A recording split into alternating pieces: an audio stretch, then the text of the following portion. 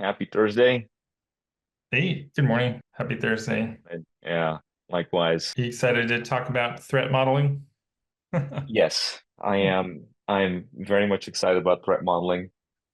It's a topic that gets a lot of people scared, but it doesn't need to be scary, you know, which is why I put this background because like I think threat modeling should be very chill and relaxing and like, shouldn't need to be scary, right? Well, Threats are facing you lately. threats that have been facing me.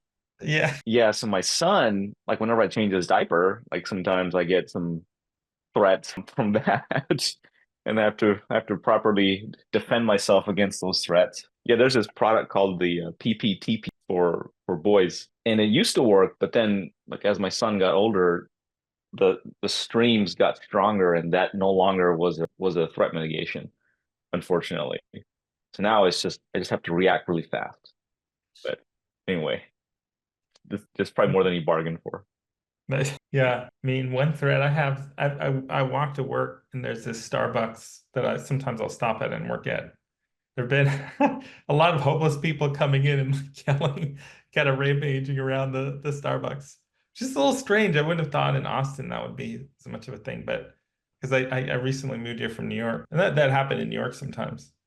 But anyway, I don't know. Well, But I'm going anyway, going on a tangent. I guess what I was thinking about when I was prepping for today, I was thinking about what would be some useful mhm. things to talk about. And one thing I was just going to say is like, well, what's the difference between a threat and then a vulnerability and then also security risk? Like what's the difference between these things?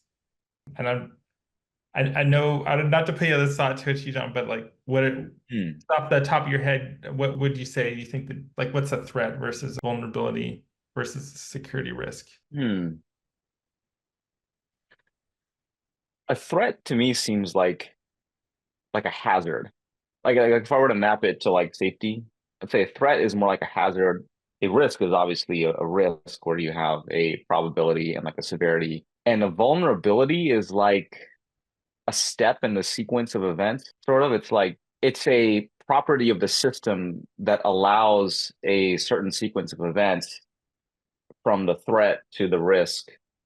And I guess the harm is like the asset being exposed, or I think there's several other harm endpoints that are also discussed. But yeah, I don't know. Is that right? Yeah, I think that's a pretty good Okay. analogy.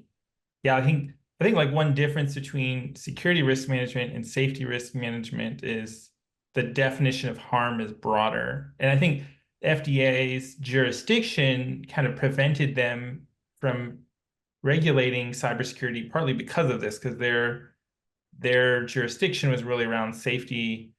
And a lot of cybersecurity issues aren't, sometimes it traces back to safety, but a lot of time it doesn't. At least not, certainly not directly. And so I think, in early 2023, when the amendment to the FD&C Act went into effect and they kind of got more jurisdiction over cybersecurity, that's kind of related to this broader definition of harm that includes, loss of availability, loss of confidentiality, and loss of integrity of, information assets. So that's on the I guess security risk versus a risk. Yeah, I think you're right. Like a vulnerability probably most closely matches to like a step in the sequence of events, like a property of the system, really a weakness in the system that enables that sequence of events that results in harm. And threat's like the most kind of, yeah, I think comparing it to hazard is good analogy. The official definition that the FDA has, which I can just read, is so threat is any circumstance or event with the potential to adversely impact the device, blah blah blah, and then give a bunch of other long list of things. Through an information system via unauthorized access, destruction, disclosure, modification of information, and or denial of service. So, it kind of it's a little fuzzy because it's like, well, it's a threat. So a threat is any circumstance or event with the potential to adversely impact the device. So it's almost like more like a hazardous situation because a threat, like they're saying, is more of a circumstance. which maps the hazardous situation with, I don't know. I'm kind of biased. I like my threat analogy a little bit better with the hazard. Like this is like the start of it, and then it has to find, like the threat has to find its way to the harm, which the harms in this case would be like the adverse impact to device, organization, or operations. Yeah. Yeah. And like I like a lot of times you think of like a threat actor and that's like a person who is trying to break in, right? Like that's like one type of threat. But another type of threat is like just like a hurricane hits your data center, or you can think of like someone just forgets, you know, the team is just sharing their password. Like everyone's using the same password and login. So that's like a threat to repudiation in the sense that yeah, you don't know who's doing what because everyone's sharing the same password because they don't want to they don't want to pay more money for more user accounts or whatever. Or it's just too annoying. Like everyone just uses the same account with the password, you know, you know, 1 2 3 4 5.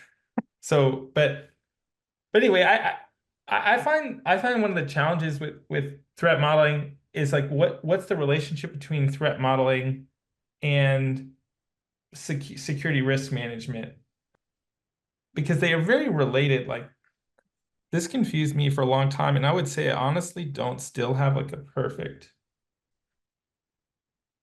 kind of like clarity in my head for the difference. So here I got this diagram I wrote up at some point, and this is part of this big security risk management article that we have on our website, by the way, for anyone watching this. If you go to resources, cybersecurity, you can find this one here. Yujan Shrestha, also great engineer on our team, helped write a lot of this, and we've updated it a number of times. In fact, I'm going to be pushing a pretty big update probably later this week based on some work I've been doing. But you can see here on the left, we've got security risk management, which looks very similar. Safety risk management, of course. Shoot, I've got another diagram in here showing the relationship. Oh yeah, of course, for anyone watching, I'll just call out like you want to have a separate process for security risk management from safety risk management. FDA has been pretty clear and has issued deficiencies. If you it used to be, it's like, hey, we suggest you do this, but now I would say pretty much you have to have separate processes, and I think there's good reason for that. But anyway, if we then compare like security risk management to the threat modeling manifesto, you know, it really I don't know, like it gets kind of blurry. Like I think what the distinction is, and the way that I think about it is threat modeling is kind of like FMEA.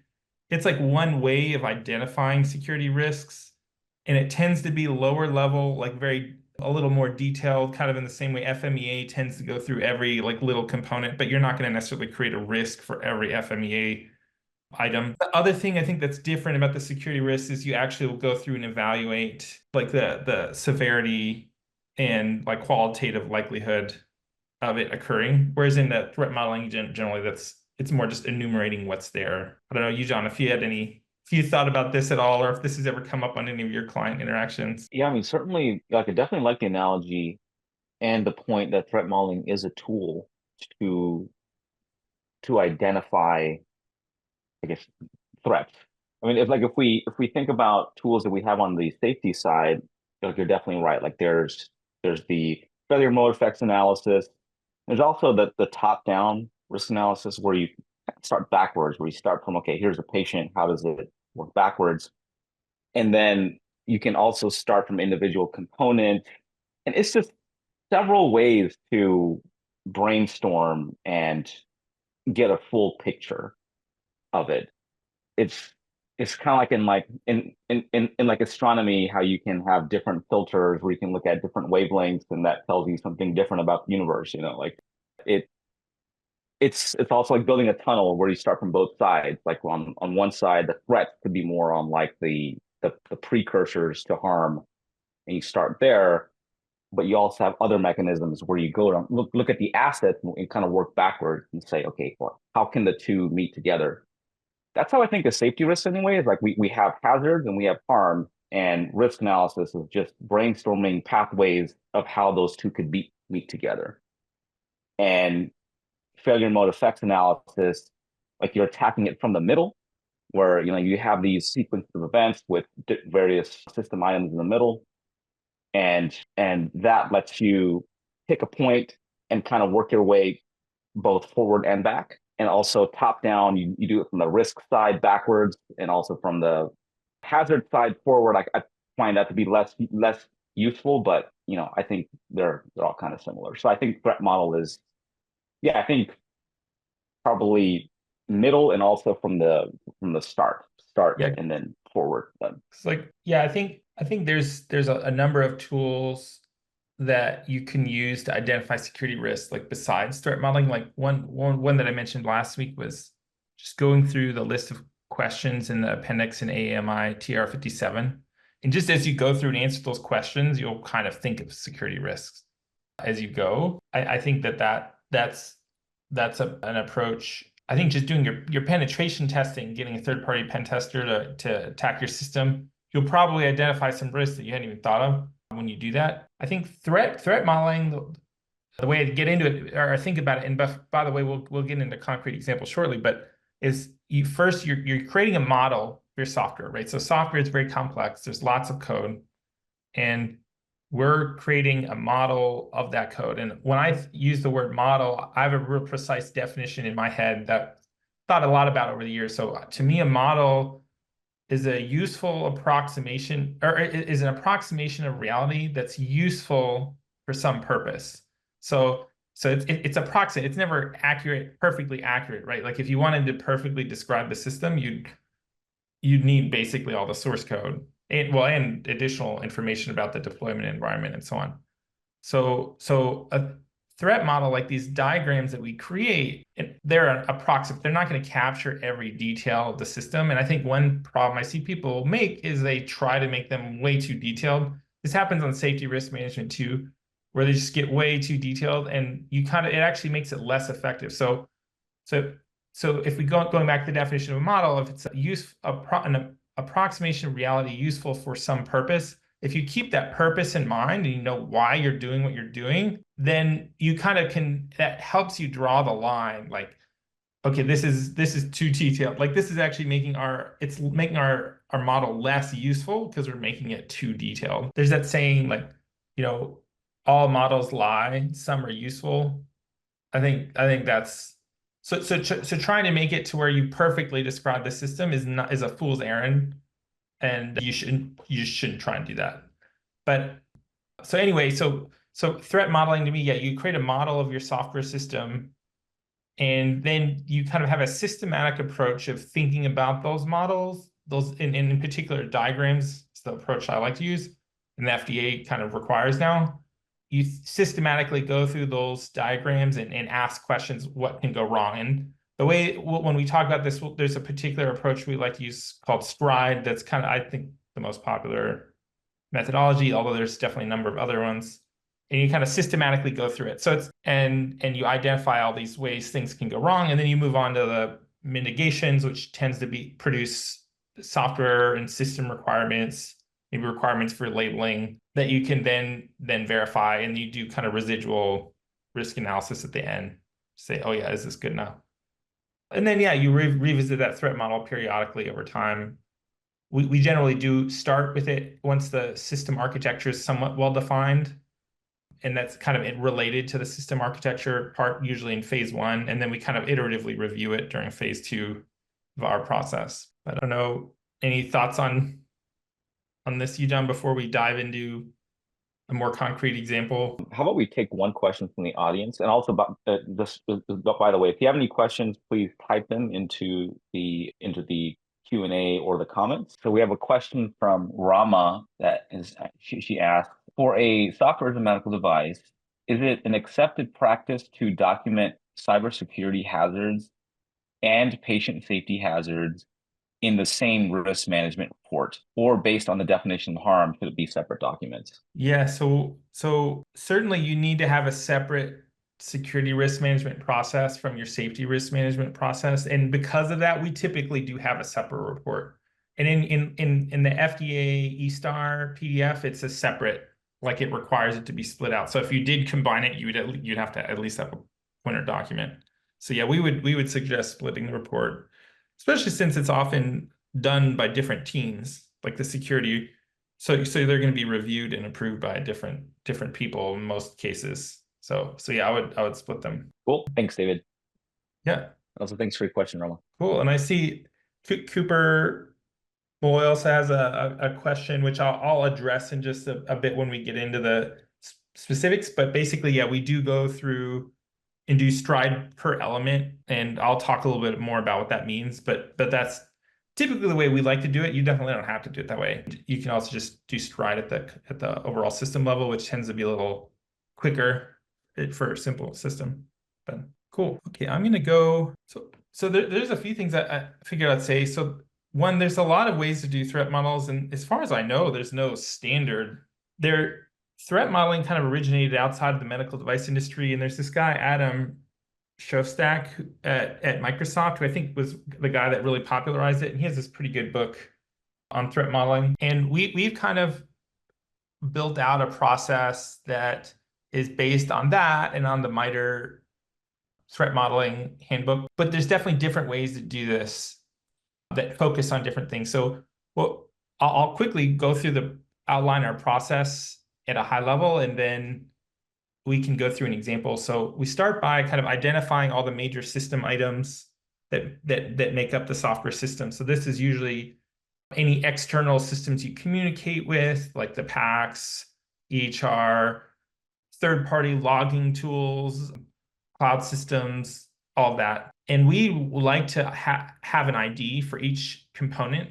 I find that to be really useful because if you don't have that, over time when you're writing the documentation, people use slightly different terms for different things, and just having the IDs is I don't actually typically see people do this, but I find it to be really useful. And we use those IDs throughout all of our documentation, including in the FMEA and so on. Then we create all of the security architecture diagrams described in the FDA guidance, starting with the global system views, an updatability and patchability view that kind of shows how you push out updates to the software. And this is especially useful for attacks on that process.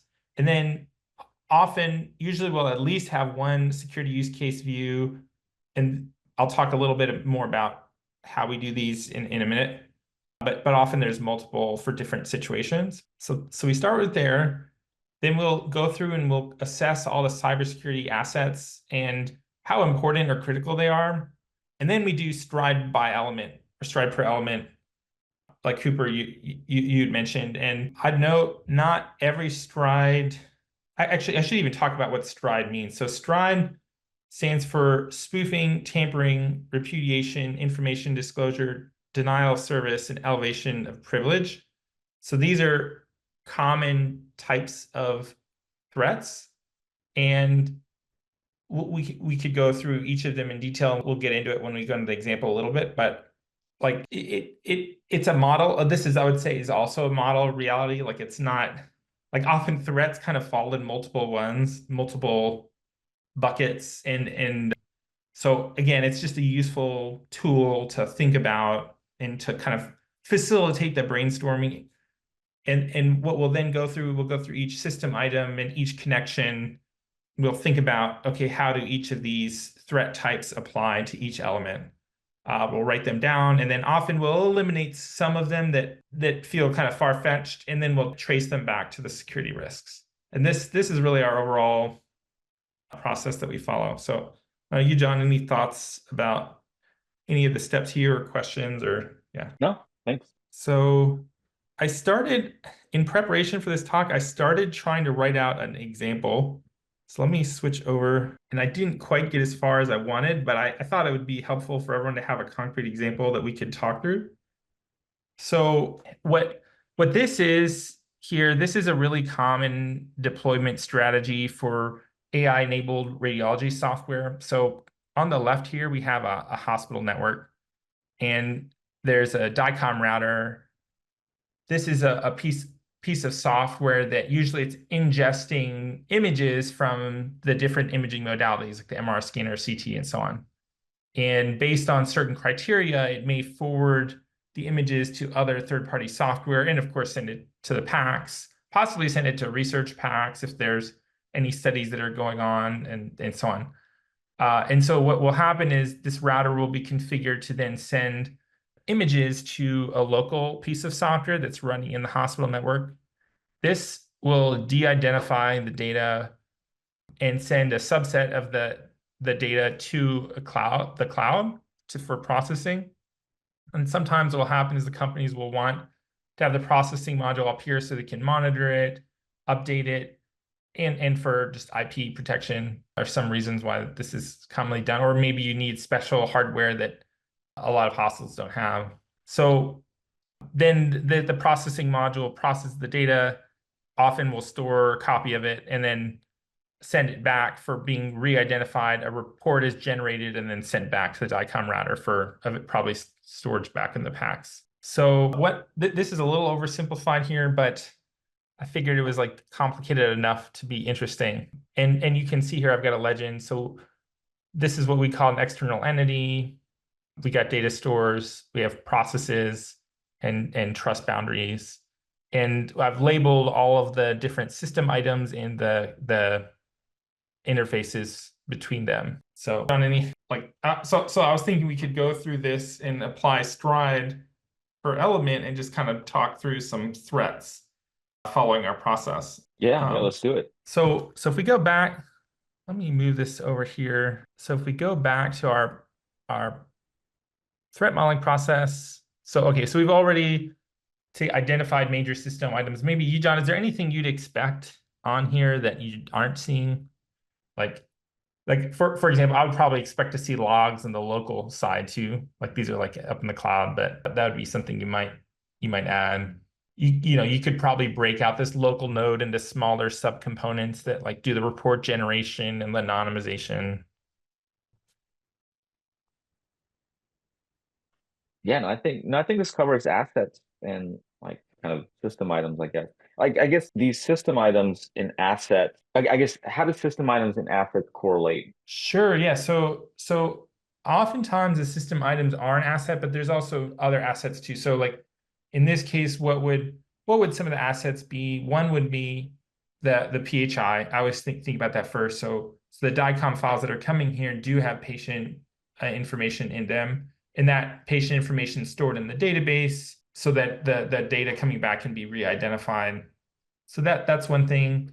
Another thing I often think about is keys. So like in the cloud here, presumably like this connection needs to be authenticated with a pair of keys. And so that would be another asset. The log files, the like raw images, they're anonymized. So I would say they're like lower value probably to most threat actors who are typically focused on malware injection, but someone could steal all this data, and who knows, maybe a competitor, I don't know. But that would be an asset for sure. Another asset is some intangible things, just like your business reputation. So like if there's some leak where a bunch of your data is lost, like one asset is your company's reputation. And that's important to think about just because it affects the harm, or the severity levels that in your security risk management. And I think some companies like larger companies are probably going to view that as a bigger asset, like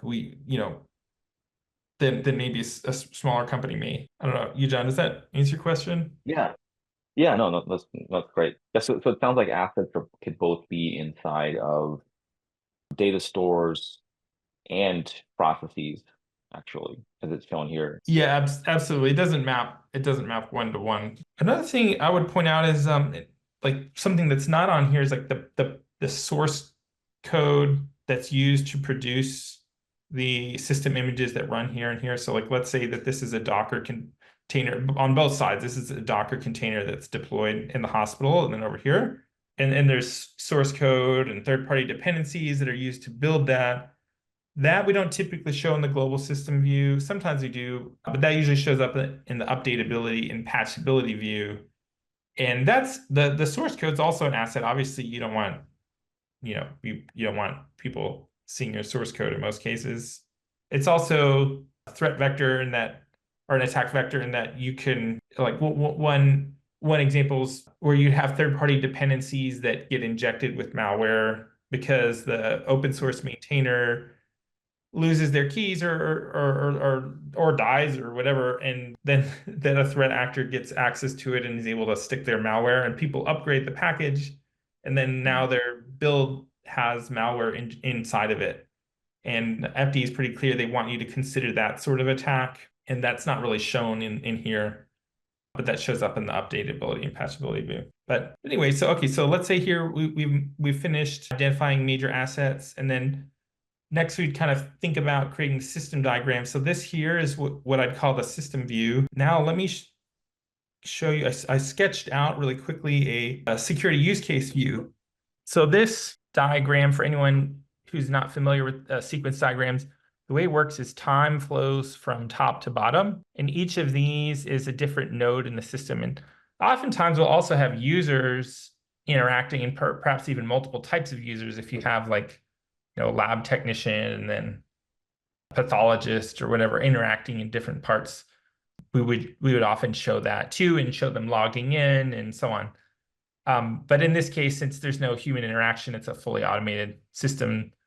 Humans are only interacting kind of downstream, looking at the report when they view the MRI sequences. But okay, so time flows from top to bottom, and then these arrows show interactions between the system. And what I've done here is I've traced out kind of the typical workflow. The data comes in, it's anonymized, the local node saves some information like the patient ID into the database, then it transfers the anonymized data over the internet to the processing module up in the cloud. This is probably too detailed, I would say, but because you could always add more detail, right? But logs that the job started to the log file, saves a copy of the data to the AWS S store, runs AI model, logs it finished, sends the results back. It then queries the database for the patient identifiers, re-identifies it, creates a report, it sends it back. So you can at each step along the way, you can ask questions like, well, how could someone attack this? How is that connection authenticated? And this is useful for the threat modeling. And I would say often you'll have diagrams like this for alternate situations. Like let's say a common one is configuring a new hospital site. So like, how does that work? What are the steps involved and where are there threats to that process? So this is a pretty simple system. So I probably just have one in this case, but we have had FDA push back. And if you just have one, we've had them say, hey, we want to see sequence diagrams for these other 3 situations. So that is something we've seen FDA deficiencies on. So here's another, this is a generic example, but patchability and updatability view, we use sequence diagrams for this too. So in this case, we have the code repository like GitHub or Bitbucket. And often we'll have a build server, probably using GitHub Actions, that does the build. And that build server will then push the results to a cloud environment, which then deploys it. Typically, this gets more complicated. Like you're usually pulling updates from third-party dependency servers like PyPy or NPM. And I typically add that as well. But anyway, I don't know, Yujan, is this any questions about any of this or thoughts or yeah? No, this is really helpful. I'm really eager to see how you apply Stride into these diagrams. Sure, yeah. So let's go over here. And so what I'd start with, so let's look at this.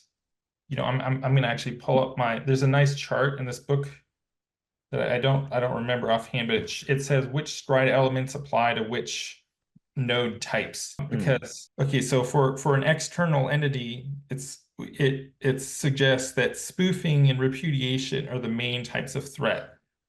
So let's think about that. I think first maybe we should go into what the Stride elements stand for. Sure, yeah. So by the way, this is all still in that big article I had, but I'm kind of accumulating a list of examples.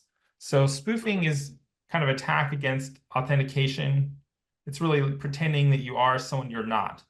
So like phishing is a type of spoofing attack where you're trying to get access to someone's credentials so you can then log in as them and pretend that you're them.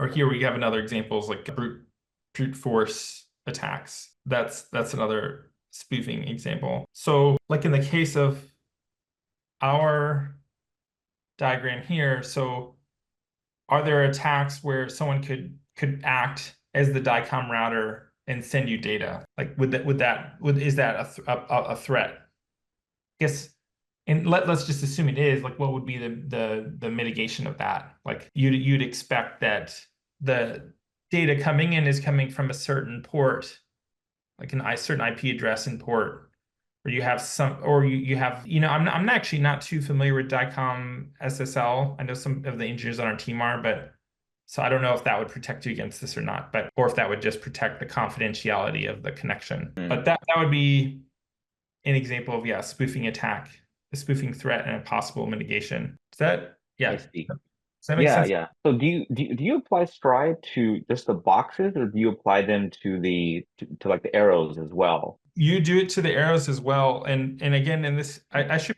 put this table up in our article, but for data flows, typically, yeah, tampering, information disclosure, and denial of service are the main threats that apply to the arrows. So Oh, okay. Okay. so That makes sense. let's think about this connection here, since this is maybe more interesting. So like a denial of service attack, like could you do an attack against the cloud or this side of the connection where you're just sending a huge number of requests, where you use up all the processing time of that node, just even if it's rejecting even if it's rejecting the request, to where you're able to reduce the availability of the system by an attack like that. So that would be an example of a denial of service attack. And the mitigation would be, making sure, well, there's different technological tools, but one simple thing is just make sure you're not doing any really complicated processing and then the request evaluation. But of course, there's tools that are specifically meant for that, protecting against service attacks. So tampering would be like a man in the middle attack. And so let's say someone on this, because this connection here is going through the cloud. What if someone has access to the internet, like the network infrastructure that's sitting in between the hospital and the cloud? And if you weren't encrypting the connection, they'd be able to read the data, tamper with it, move things around maybe, and then send it along. And in that case, the processing module wouldn't know the difference, right? It would just operate on the tampered data. So the mitigation for that is, of course, requiring HTTPS for this connection. So that would be, Gotcha. yeah. Now it And makes sense to me why you've mapped threat modeling to more like to more so FMEA. I mean, this definitely reminds me of that, where you you pick one component at a time, and then you ask a set of questions, and then you add that, and then you assemble all of those findings into the final risk management report. it, yeah, exactly. Because it tends, and when you do this, you tend to get a lot of threats because you're going through each element of the system. So it tends to be pretty comprehensive, and we wouldn't recommend putting every single one of these threats in your security risk matrix. And so that, I know we're probably getting to the point where we should start taking some questions. So, because I know we could keep going through for a while. Maybe we can do another talk where we go in more in depth if people want that. But if we go back to our process here, so we list out all of the threats for each element, and then you kind of go through and you say, yeah, some of these feel a little far-fetched, and then ultimately you trace them back to the risks and the mitigations. And kind of the outputs are a list of security risks and a list of requirements, software and system requirements that mitigate those threats and risks. And then that makes your system more secure. You by having the requirements, it forces you to verify, hey, like we actually did all these things we said we do. What one common thing I see is they'll do all this, but they won't write requirements for it. And that's, I think, way less useful than and the FDA will call you out on that. We've seen them do that a number of times recently. So that's really the output of the whole process. So I don't know. What do you think, you, John? Maybe should we take a few questions? Yeah, I actually have a question. Kind of like how the safety risk, like I noticed a lot of questions are around when to stop, like when is enough enough? we've kind of developed some internal kind of guidelines around that. Do you have anything equivalent for cybersecurity? Well, like how much is enough? How much is too much? Yeah, what do you tell people? Yeah, so no, it's always that's always a great question. So one thing I would say is when it starts to feel like really silly, that's like, okay, guys, like come on. That's usually a good sign that you're starting to reach that point. Now, that only applies though, like if I've seen engineers where they just really dismiss the whole process out of hand. And to them, they would just say, "Well, this whole thing is silly from the start," so they would just stop. So that's not like the perfect heuristic. But if you're coming from like a place where you maybe are aware, hey, these threats happen, like malware attacks are real. Maybe malware attacks to date tend to not really focus on medical devices, and I believe that's accurate. Like based on some reports that have been put together, is like usually those malware attacks are not really coming through the medical devices. But still,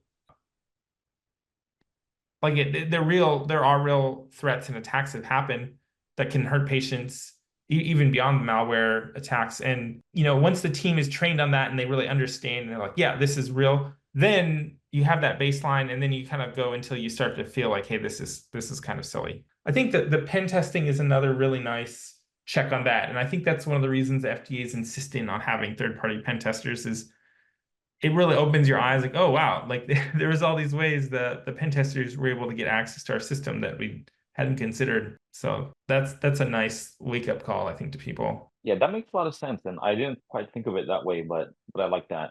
That the pen test is a good check and balance for doing too little. That yeah, that that certainly makes a lot of sense. I think too, and I know I think I said this last week, but in the FDA guidance, there's a list of security controls that FDA likes to see. I mean, certainly, like once you go through this, you'll kind of see, oh, here are all the controls that we've identified. And you'll then want to go back to that list and say, hey, do we have a few from each of these categories? Because again, FDA will likely call you on it if you don't have security controls from each of those 8 categories. That's another way that you can tell, like, hey, we don't have enough. And purely from a regulatory consideration, even beyond like what actually is necessary. So Right. So we have a question from Cooper. So Stride.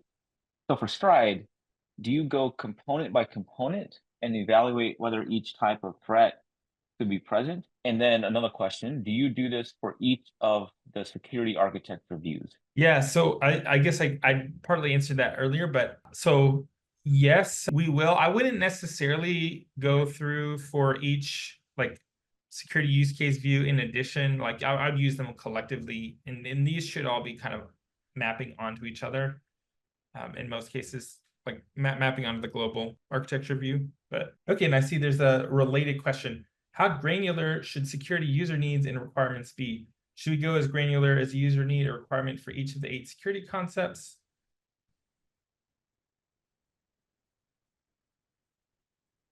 So we don't typically have a user need for each of the 8 security concepts.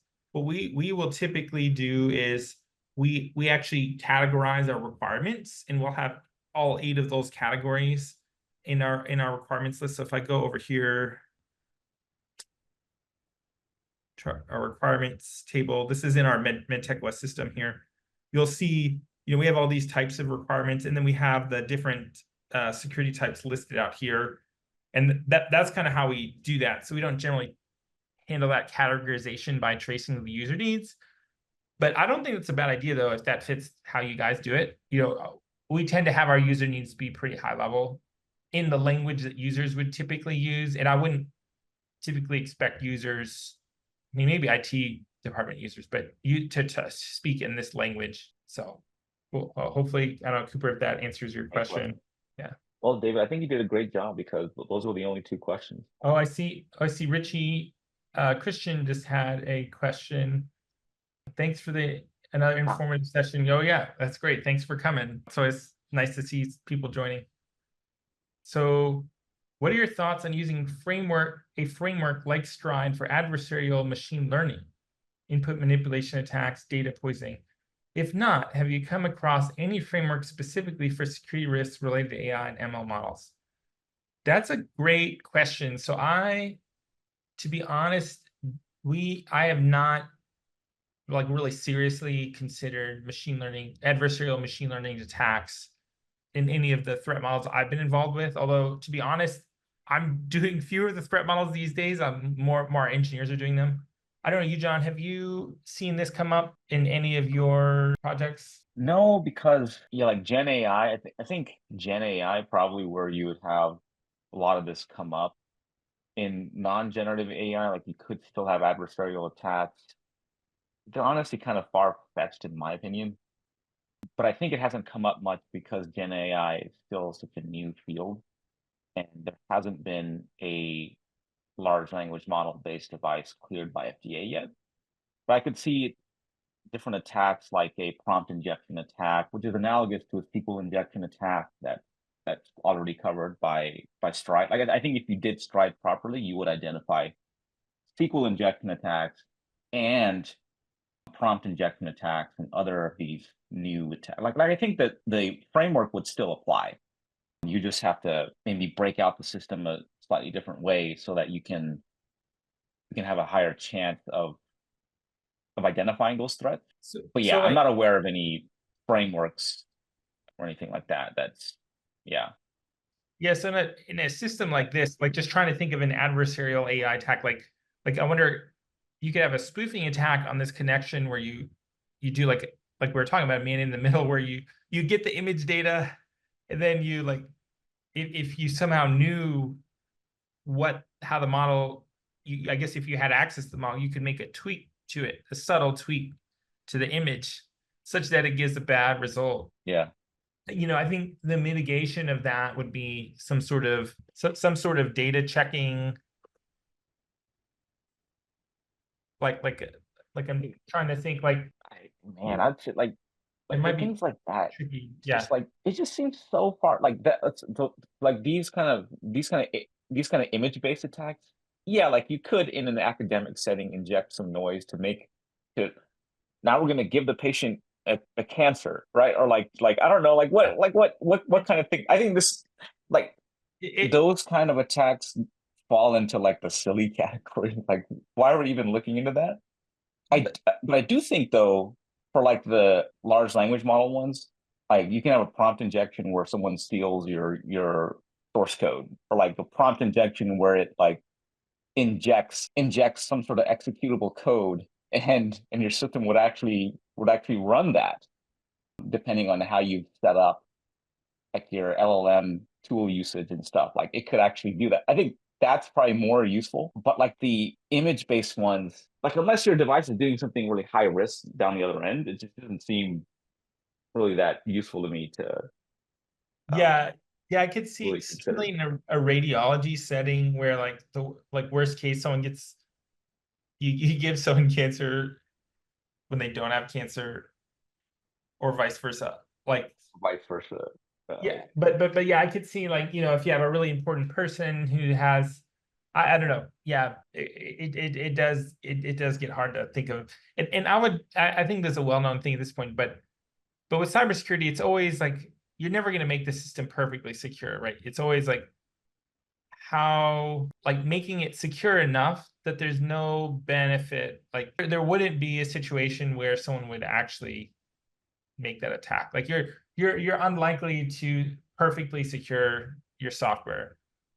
You just have to spend enough money to make it unlikely that the attackers would want to do it. And in this case, the main attackers, I think, are the malware, where they can get money by locking up the hospital and forcing the hospital to pay them a bunch of money.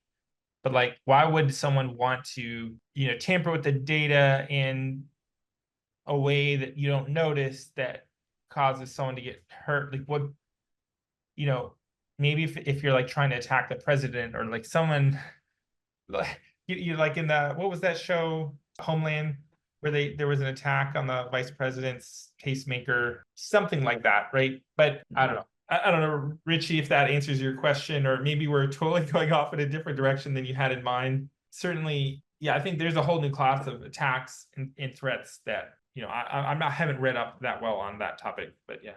Let's try to invite Richie to the conversation. I think that'd be a higher bandwidth way to answer the question. I see that. Here we go. Hey, Richie. Hello. Hi. Hi. How's it going? Yeah, thanks for that. I just responded to the discussion in a comment, and I think it's quite an active area of research as it is with AI, ML, Gen AI. But I think OWASP, which you guys would be familiar with, they've sort of published top 10 security risks associated with ML, and they've got some nice thoughts on how you could mitigate it. And David, you spoke about some of that. Yeah, I think this is probably early days. We don't see this kind of area covered in the current guidances, but I wouldn't be surprised if this becomes a thing in the next sort of 3 to 5 years, kind of upping the game on ML security. Yeah. Yeah, this is really interesting. Sure. Yeah, I think this I could hadn't almost be its seen. own topic on its own. Yeah. Yeah, I'd be curious to read more about this. Thanks for sharing. I definitely hadn't seen this OS page. No worries. Yeah. Yeah, it's super interesting. Thanks for the discussion and the example. Yeah, very helpful. Yeah, how's your week going? Good, good. Thursday evenings are quiet for me. I'm in Europe, so yeah, this works out nice for me at this stage. So yeah, keen to join as many as I can. Great. Yeah, thanks for joining. Yeah, and for your great questions. So no worries. Well, I don't see any other questions, so maybe we just got one more from Rama. See, when creating cybersecurity risk management report or SAMD risk management, how would you structure risk management categories? For example, would you start with the product and intended uses and branch out from there? Or would you start thinking about the processes, components, processing modules, and interactions and establish granularity from there? So it sounds like Rama is asking, like, do you start like kind of top down or bottom up? And this is for risk management. So first I'm gonna assume you're talking about security risk management here and not safety risk management, but definitely correct us if that's not the case. And it says, how would you structure the security risk management categories? So I would say we focus really on the FDA in the US market. So we have some bias that's maybe not applicable to all groups that are more globally focused. But what we typically do is in this Appendix 1 here of the FDA guidance, there are these 8 categories that they're pretty reasonable and pretty general. And these are the categories that we follow. So they don't really vary from device to device in that way. And maybe I'm misunderstanding the question. If you, I'm interpreting it as you're asking if like these categories would change from the device to device. And if so, how would you come about them? But anyway, yeah, Rama, I'm sorry if I'm misunderstanding your question, but that's, I think, the best I can say at this point. I would just add that I would recommend doing both. Like I would recommend like starting with one, doing a little bit, and then bouncing to the other one, doing a little bit, and then just keep doing that iterative process. I found that doing it top down and bottom up, like doing it top down will help you do the bottom up, and doing it bottom up will help you do the top down. So you might as well do both, and you might as well do them kind of in parallel. So don't like do one exhaustively and then do the other. Anyway, that's worked well for me, if I understand the question correctly. But yeah, thanks a lot, everybody. This was a very insightful conversation, David. I learned a lot, and I hope you guys did too. And again, golden rule for anything med device development is always develop something that you want to use on yourself and also your loved ones. And provided you do that, make it pragmatic and do as little work as possible to get it in the hands of patients and doctors where it belongs. So yeah, with that, I'll definitely leave you guys to it. Thank you for your time. Have a good See y'all later.